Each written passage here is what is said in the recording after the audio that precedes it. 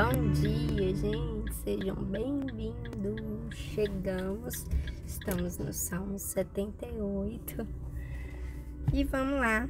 Hoje o salmo é bastante grande, não sei se vai ter como a gente comentar, mas se não comentar, o salmo fala por ele próprio. Se a gente prestar atenção na leitura, a gente consegue extrair algo que nós estamos passando. Eu estava dando uma olhada e nas minhas anotações, quando eu li esse salmo, eu lembrei de todas as vezes que eu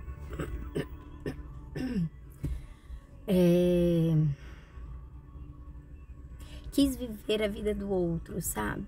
Aqui vai dizer um pouco sobre isso, que os israelitas, às vezes,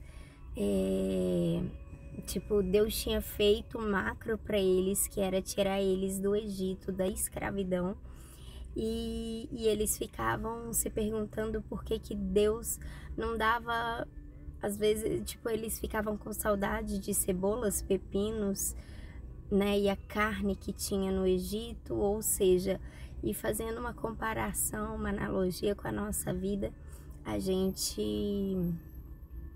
às vezes fica pensando nisso, né?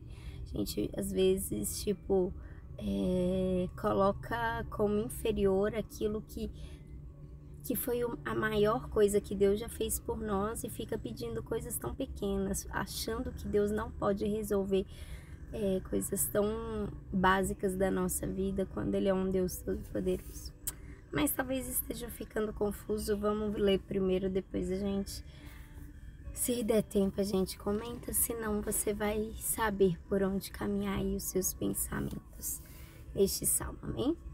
Amém, Jesus, obrigada, Pai, obrigada pelo dia de hoje, obrigada por mais uma vez estarmos aqui, obrigada pela Tua palavra, que ela é viva e eficaz, Deus, é lâmpada para os nossos pés e luz para os nossos caminhos. Deus, em nome de Jesus, que o Senhor possa nos dar entendimento mais uma vez acerca da Tua palavra. Que Teu Espírito Santo sente conosco, Deus, em nome de Jesus, trazendo à memória aquilo que nós precisamos, sabe, Deus?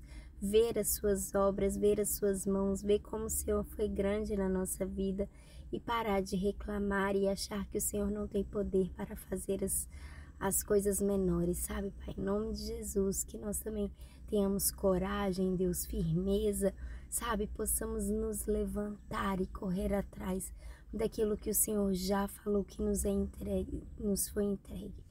Como vitória, como por meio de Cristo nós já obtemos.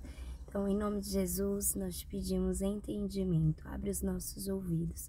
Em nome de Jesus. Amém. Vamos lá. Então, vai dizer que é uma poesia de Asaf. Pelo que eu vi, foi escrita em 2 momentos da história bem diferentes, mas eu não entendi muito bem. Então, vamos ver. Meu povo, escute o meu ensino e preste atenção no que estou dizendo. Pois falarei com vocês por meio de provérbios e explicarei os segredos do passado. São coisas que ouvimos e aprendemos, coisas que os nossos antepassados nos contaram. Não as esconderemos dos nossos filhos, mas falaremos aos nossos descendentes a respeito do poder de Deus, o Senhor, dos seus feitos poderosos e das coisas maravilhosas que Ele fez. O Senhor deu leis ao povo de Israel e mandamentos aos descendentes de Jacó. Ordenou aos nossos antepassados que ensinasse essas leis aos seus filhos, para que os seus descendentes as aprendessem e eles, por sua vez, as ensinassem aos seus filhos. Assim, eles também porão a sua confiança em Deus. Não esquecerão o que Ele fez e obedecerão sempre aos seus mandamentos. Eles não serão como os seus antepassados, um povo rebelde e desobediente, que nunca foi firme na sua confiança em Deus e não permaneceu fiel a Ele. Os homens da tribo de Efraim, armados com arco e flechas, fugiram no dia da batalha. Os israelitas não cumpriram a aliança que Deus havia feito com eles. e não quiseram obedecer à sua lei. Esqueceram os milagres que ele havia feito na presença deles.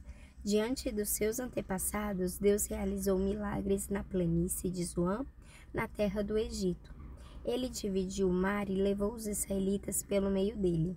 Ele fez com que as águas se levantassem como muralhas.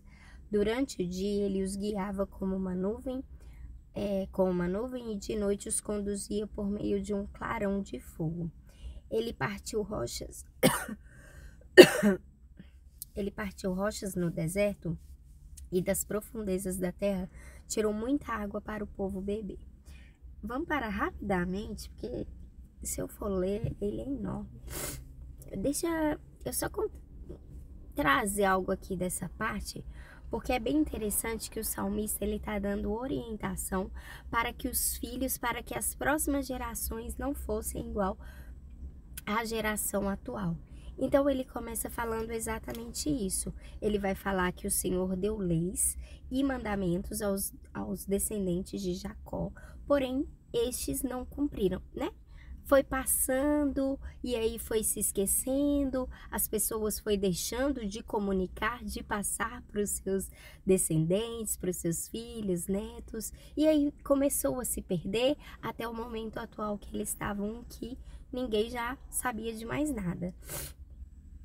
E aí ele vai dizer o seguinte, para que os seus aprendessem, por sua vez, ensinassem aos seus filhos. Assim, eles também porão a sua confiança em Deus.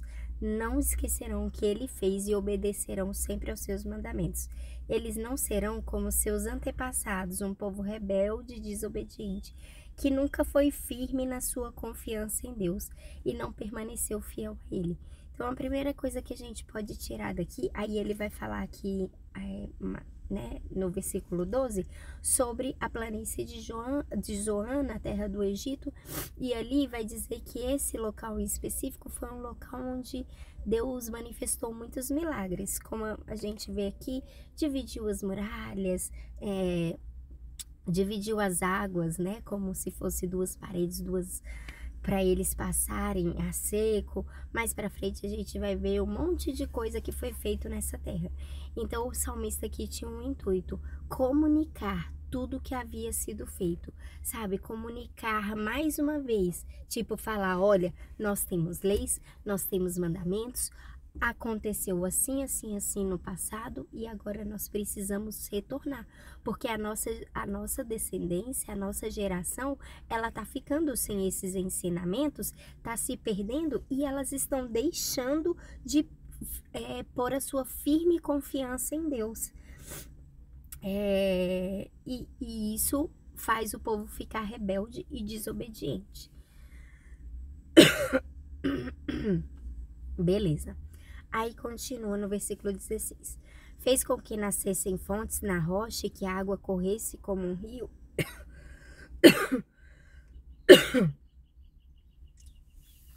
Mas os nossos antepassados continuaram a pecar contra Deus.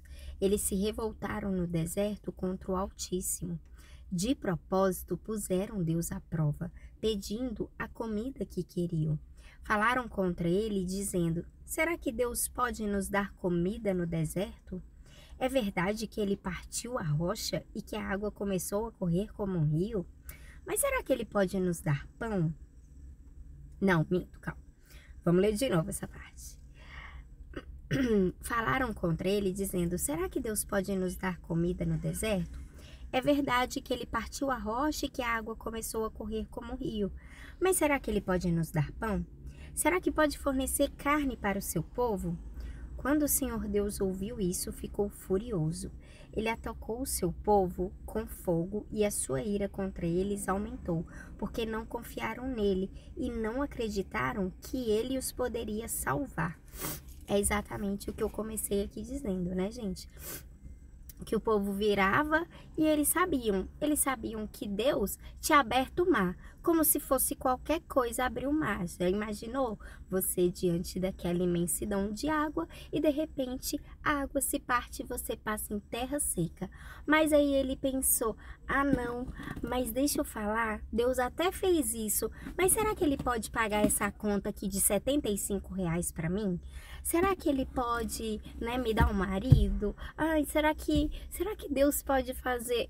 Gente, pelo amor de Deus, Deus fez o macro, Deus fez o máximo, o que era da carne para aquele povo, sabe? Eles estavam no deserto, mas Deus tinha levado eles para lá. E aí vai falar exatamente isso, sabe? Que eles não acreditavam que Deus iria continuar a jornada deles. Eles falam, ah não, Deus vai nos matar aqui agora. Ele nos trouxe para cá para a gente morrer. Oi? Deus te trouxe no lugar onde você está hoje, não foi para te matar, entendeu? Ele tem um propósito, não é possível? E aí, beleza, aí continua no versículo 23. Porém, Deus deu ordem ao céu lá em cima e mandou que as suas portas se abrissem. Ele deu ao povo pão do céu, fazendo com que caísse o maná para eles comerem. E assim comeram o pão dos anjos.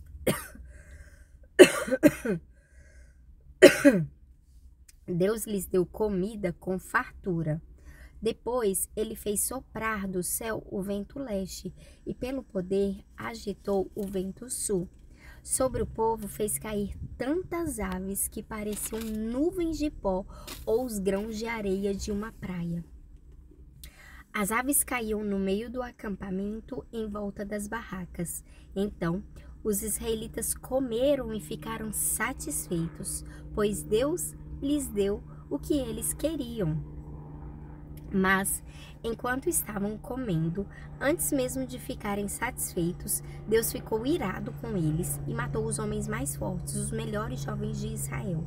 Mesmo depois desses milagres, o povo ainda continuou a pecar e não quis acreditar em Deus. Por isso, ele os destruiu, como se a vida deles fosse um sopro, como um desastre que acontece de repente.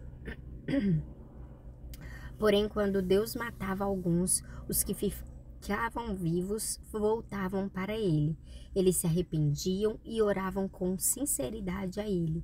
Eles lembravam que Deus era a sua rocha, lembravam que o Altíssimo era o seu Salvador. Mas todas as palavras deles eram mentiras, tudo o que diziam era apenas para enganar. O coração deles não era sincero para com Deus e não foram fiéis à aliança que Deus havia feito com eles. Porém, Deus teve misericórdia do seu povo. Ele não os destruiu, mas perdoou os seus pecados. Muitas vezes parou com a sua ira e não se deixou levar pelo seu furor. Lembrou que eles eram mortais, eram como um vento que passa e não volta mais. Quantas vezes se revoltaram contra Deus no deserto? Quantas vezes o fizeram ficar triste? Repetidas vezes o puseram à prova e entristeceram o santo Deus de Israel. Eles esqueceram o seu grande poder e o dia em que ele os tinha salvado dos seus inimigos. Esqueceram as coisas maravilhosas e os milagres que ele havia feito na planície de Zoan, na terra do Egito. Ali ele fez com que os rios virassem sangue, e assim os egípcios ficaram sem água para beber. Mandou moscas para os atormentarem e rãs que estragaram os seus campos. Também mandou gafanhotos para comerem as suas colheitas e destruírem as suas plantações. Com chuvas de pedras destruiu as suas videiras e com geadas suas figueiras. O seu gado e as suas ovelhas também morreram por causa da chuva de pedra e dos raios. Ele os destruiu com fogo da sua ira e com seu grande furor e a sua maldição, que vieram como mensageiros da morte. Ele não parou com a sua ira, nem deixou que eles vivessem, mas os matou como uma praga. Em cada casa na terra do Egito, Deus matou o filho mais velho. Depois, como pastor, Deus conduziu o povo de Israel para fora do Egito e os guiou pelo deserto. Ele os guiou com segurança e eles não tiveram medo, mas os seus inimigos foram cobertos pelo mar.